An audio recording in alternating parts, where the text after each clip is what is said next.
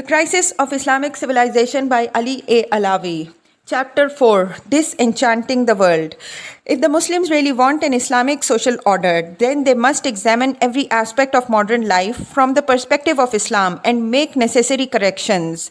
Then they should integrate the new knowledge into their corpus of the Islamic legacy by eliminating, amending, reinterpreting and adapting its components according to the worldview of Islam. Mahathir bin Mohamad, Prime Minister of Malaysia, speaking at the Third International Conference on Islamic Thought, Kuala Lumpur, May 1984.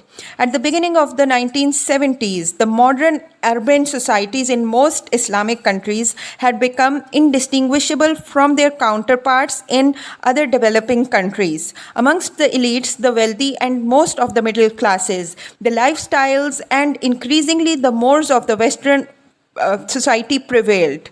By the end of the decade, however, everything had changed. The world watched the astounding spectacle of hundreds of thousands of men and women, including legions of chadar-wearing women, joining the marches and demonstrations which called for the overthrow of a westernizing Shah.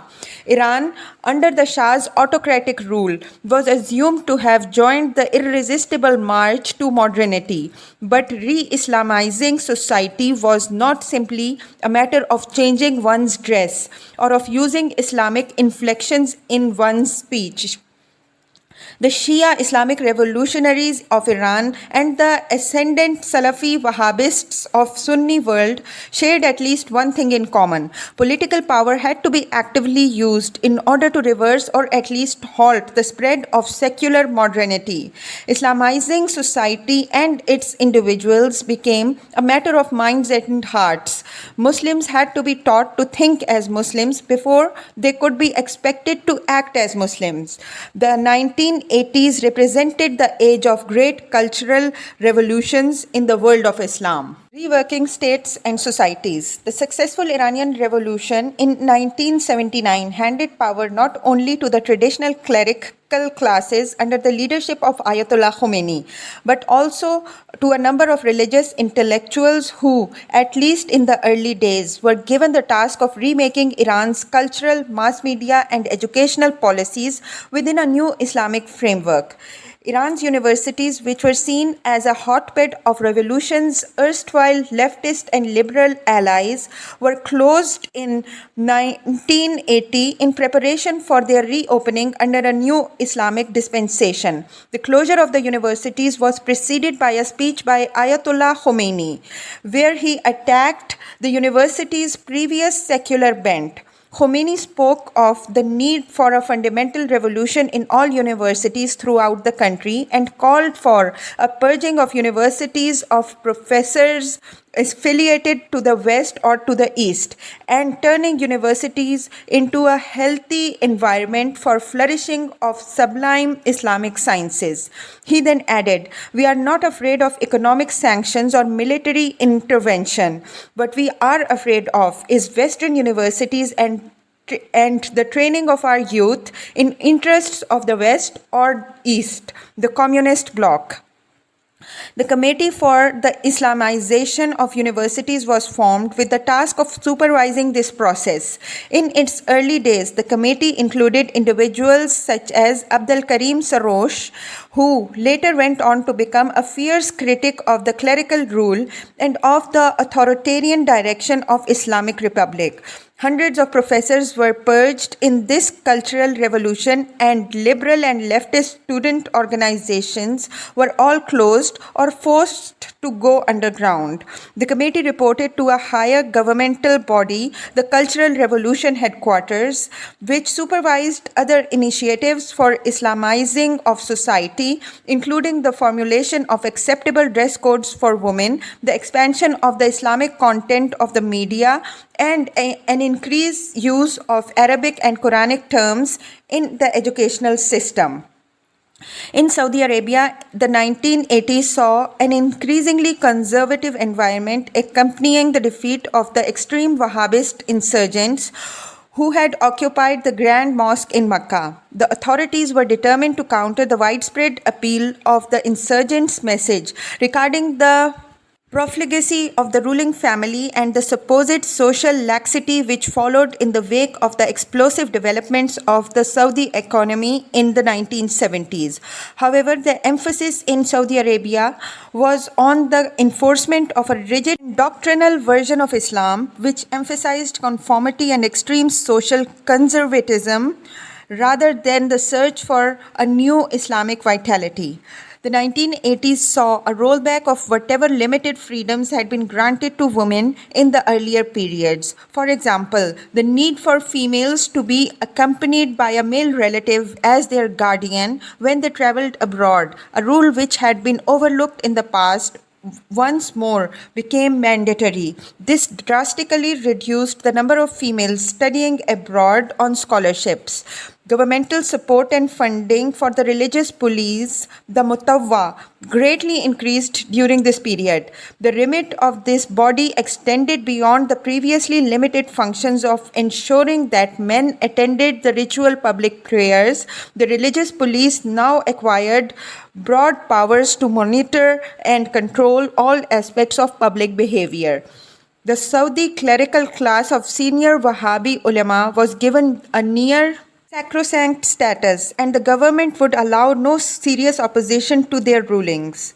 The religious content of the national curriculum was expanded even further, and theological studies in the Wahhabist tradition were encouraged in the universities. An army of graduates in religious studies flooded into a workforce which had no particular need for their skill in an economic environment which was severely affected by the collapse in oil prices during most of the 1980s. Many of them were then encouraged by their clerical mentors and even by the government to find an outlet for their energies and ideals in the jihad in Afghanistan.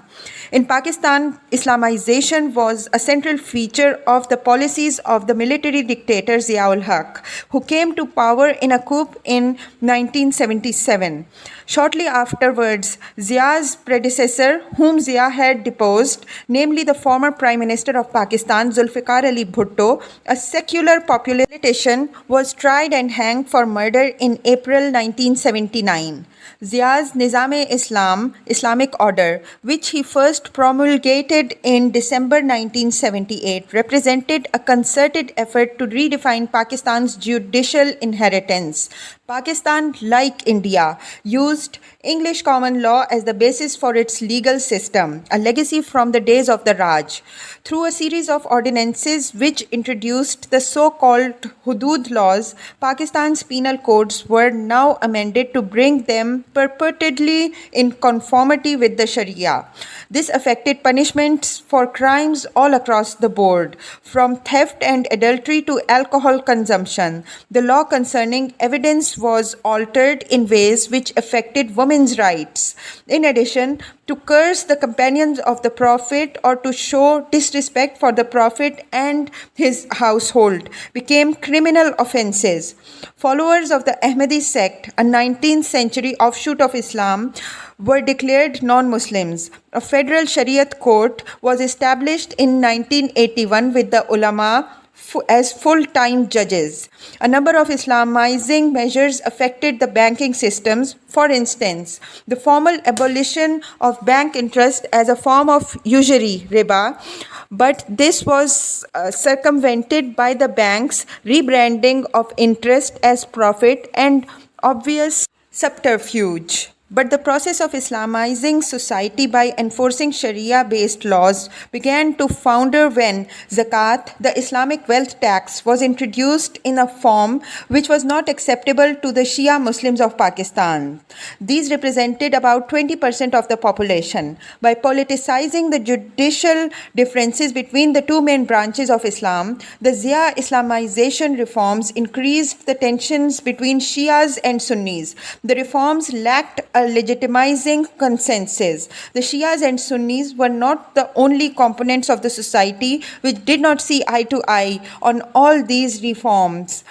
Many in the professional middle classes, trained as they were in the secular system, would also not adjust to or accept the new Islamic order. De-Sacralizing Islam. Throughout the 1980s, one Muslim country after another began to adopt Islamizing policies, partly in recognition of the rising significance of Islamic loyalties and partly because the resurgent Islamic political movements could be useful as allies to the ruling groups in the domestic power struggles. The official support and encouragement of Islamizing policies created the impression that Muslim countries were embarking on a process of reconstructing themselves as consciously Islamic societies. However, the reality of decades of Islam's marginalization in public life and institutions and the cumulative effect of modernity and secularism on the Muslim mind could not be erased by top-down Islamizing policies, no matter how sweeping or draconian. An entirely different approach was needed, one that would aim at nothing less than recovering an Islamic perspective as the default position of the average Muslims, as well as of the elites and leaders of the Islamic society.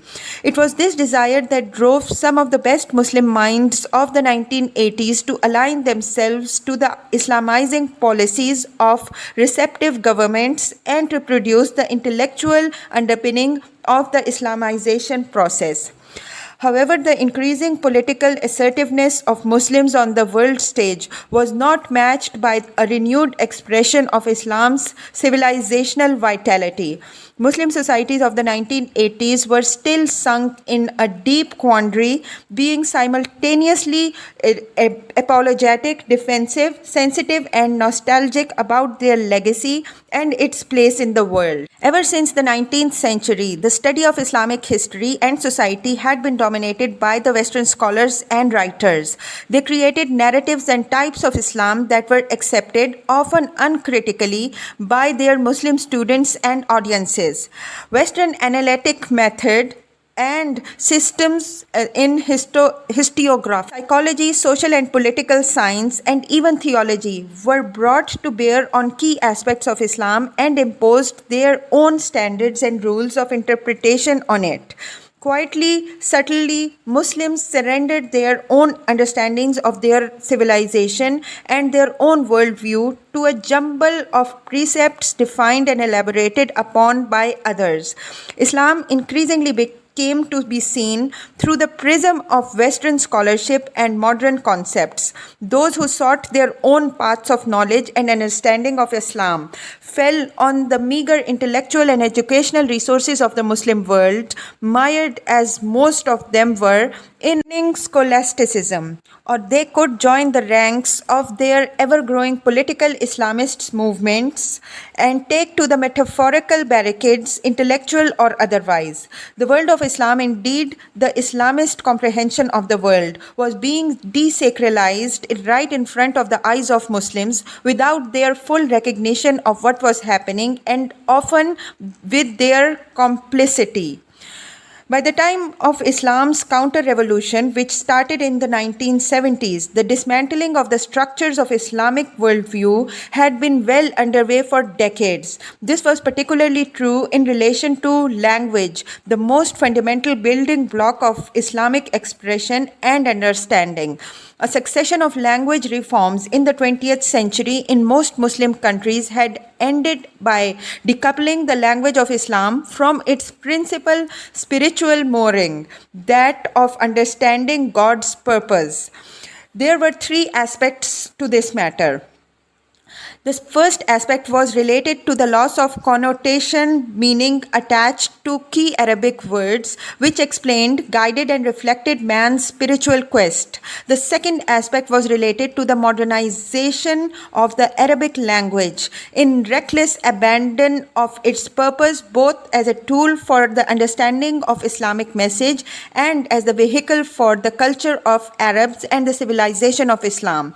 The third aspect was related to the drastic overhaul of both the scriptural basis and the contents of non-Arabic languages through which Islamic life and civilization were expressed in the non-Arab areas of Islam. This is what happened to the meaning of a number of key words which are a part of Arabic and the Quran.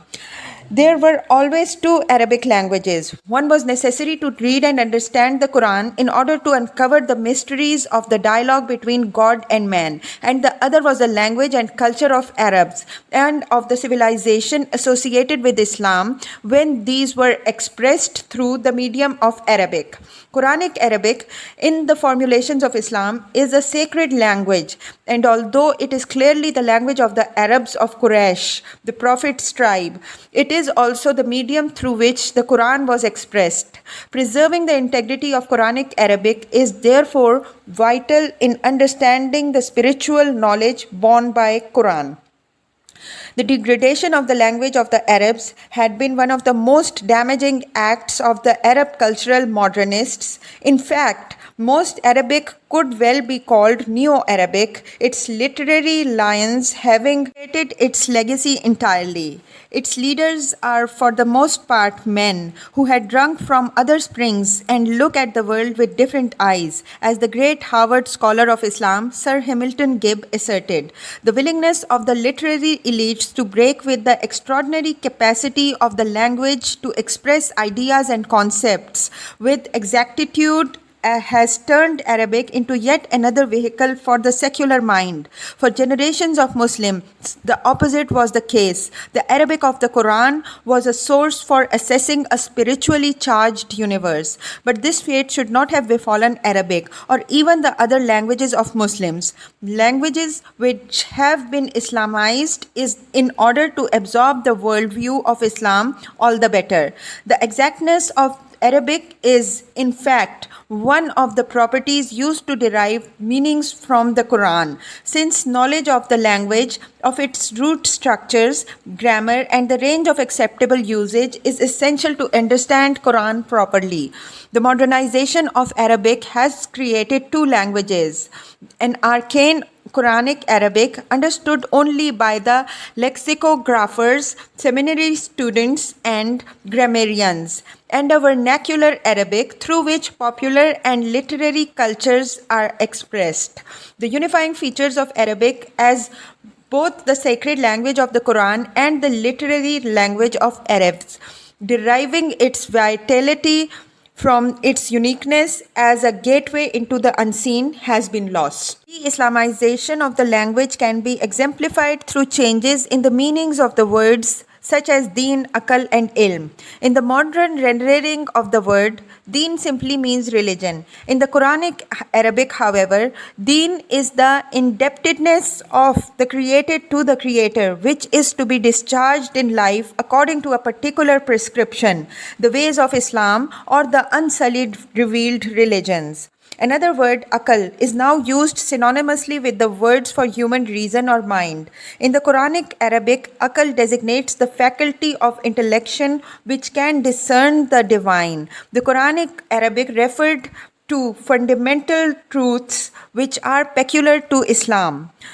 Their new usages, on the other hand, allowed for the entirely new constructs to prevail, often privileging the new meaning over the old. For example, the term for secular in Arabic masks the way in which the new representation of the word undermines a fundamental Quranic depiction of the world. Almaniya, the Arabic equivalent of the secularism, is a word derived from the root of ilm, which loosely translated means knowledge and in modern usage designates specifically scientific or rational knowledge.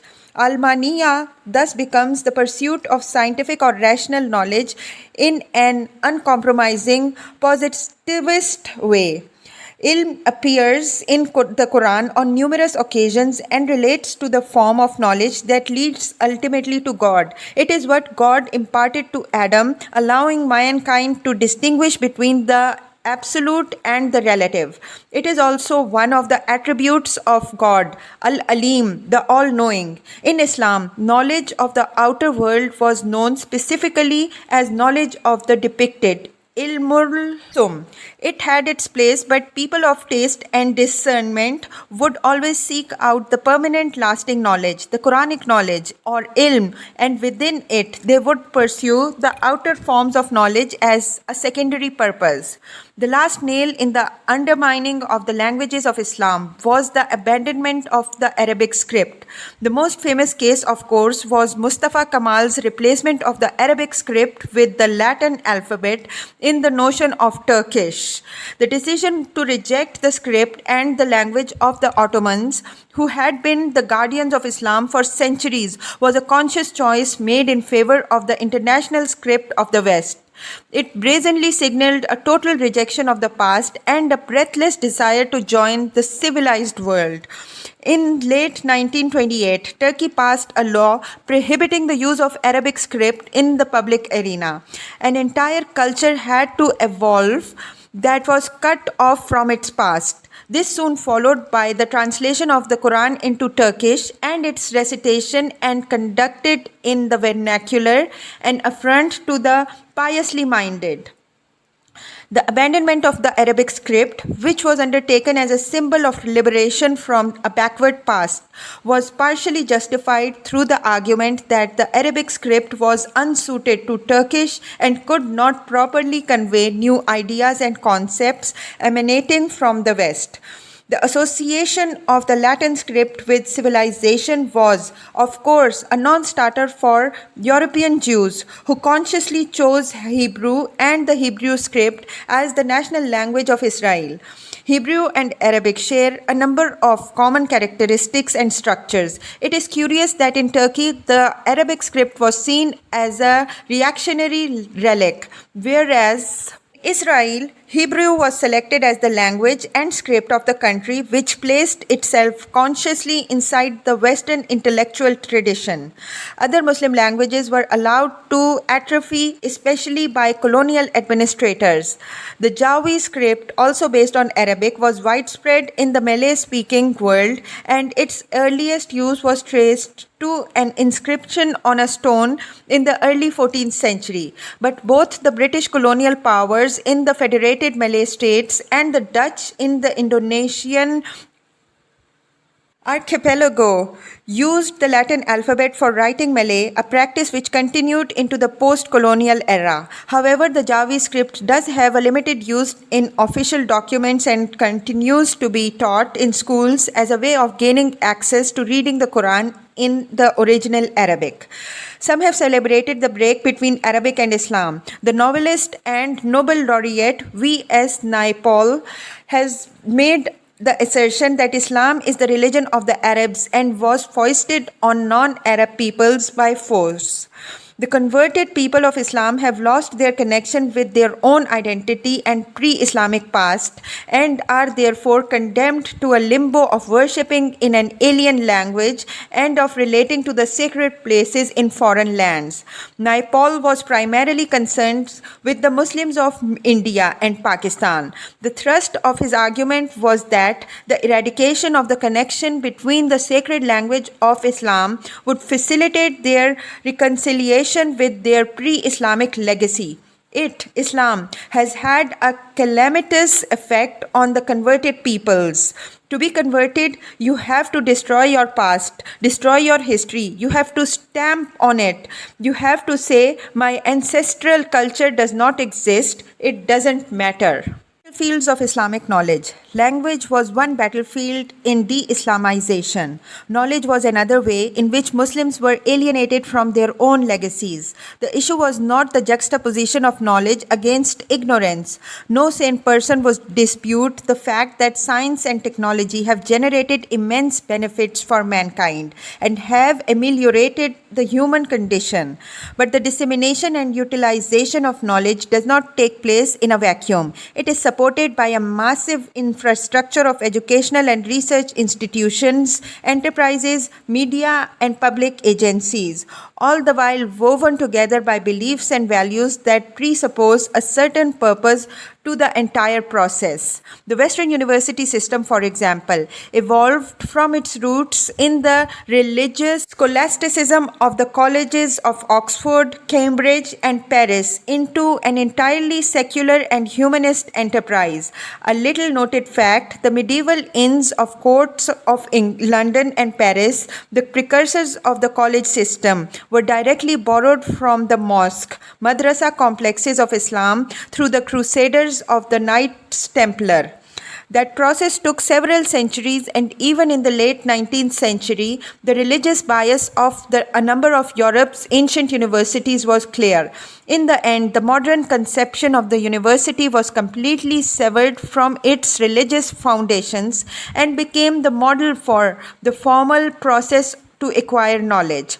God and religious knowledge, in the commonly understood sense, were relegated to divinity departments and to professional seminaries. Knowledge was decoupled from moral and religious purpose, except in a few cases where there was an overwhelming ethical implication to the acquisition of such knowledge. The development of the atom bomb, for example, did create considerable moral dilemmas for a number of physicists who had worked on the program, and in a similar vein, the issue of genetic modification or stem cell research and also raises issues concerning the purposes of the right type of research. But these are exceptions, which serve indeed to highlight the absence of any non-materialistic scale of measuring the value of research and education. The Western system of knowledge acquisition is based on a constant challenge to the prevailing verities. Progress is measured by questioning and doubting, which overthrows established ideas and principles and replaces them with new ones. Truth becomes relative and conditional, subject to the present state of knowledge. Islam does not refute the requirement to challenge orthodoxies which have ossified in an incorrect or blatantly false understanding of reality. However, it does subject human effort to the absolute imperative to observe and understand outer reality so as to marvel more fully at the infinite manifestations of reality. The purpose of knowledge is to demonstrate the truth of the Quranic verse. We will show them our signs in the horizons and in themselves until the truth is manifested for them. The Muslim world's religious institutions, where this kind of knowledge was supposed to be gained, have deteriorated disastrously in the pre-modern and modern periods. These institutions are not interested in God's signs. They had sunk into an archaic scholasticism which, at its best, for instance, in Iran's seminaries, could still produce some illuminated beings with deep philosophical insights on man's conditions, but at its worst, produce ignorant bigots and pedants.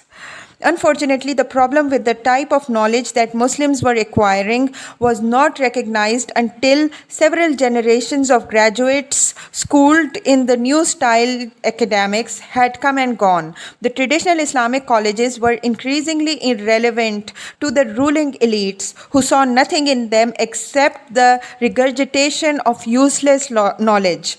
Their only purpose was to produce individuals who could minister to the religious and ritual requirements of society. The attempts to modernize Al-Azhar, which started in the late 19th century with Muhammad Abduh, were effectively abandoned as the youth of Egypt preferred to flock to the new secular universities with their promise of instant access to modernity and culture. The great Zaytuna Mosque Madrasa complex in Tunis, which formed the heart of the teaching of Islam in North Africa context, was emasculated by the French colonial authorities and was degraded by the post-colonial rulers of Tunisia. The Shia centers of learning in Najaf and Qom fared a bit better until they were in turn targeted by the radical modernizing regimes. By the end of 1960s, the landscape of traditional Islamic learning was indeed bleak. The Islamic madrasas and universities were barely able to do their job of producing individuals competent at least in matters of the doctrine and faith. Any pretense on the part of these graduates that were the inheritors of Islam's legacy of profound respect for learning had been long abandoned. Individual scholars of immense intellectual power and curiosity continued to shine through, but They were constrained by the archaic and introverted life of institutions which had been reduced to mere shadows of their former significance. Islam's insistence on seeking knowledge, even unto China, was not going to be headed by an anachronistic traditional Islamic colleges. Neither were the new universities interested in propagating the worldview of Islam, since their models and standards were firmly anchored in the West.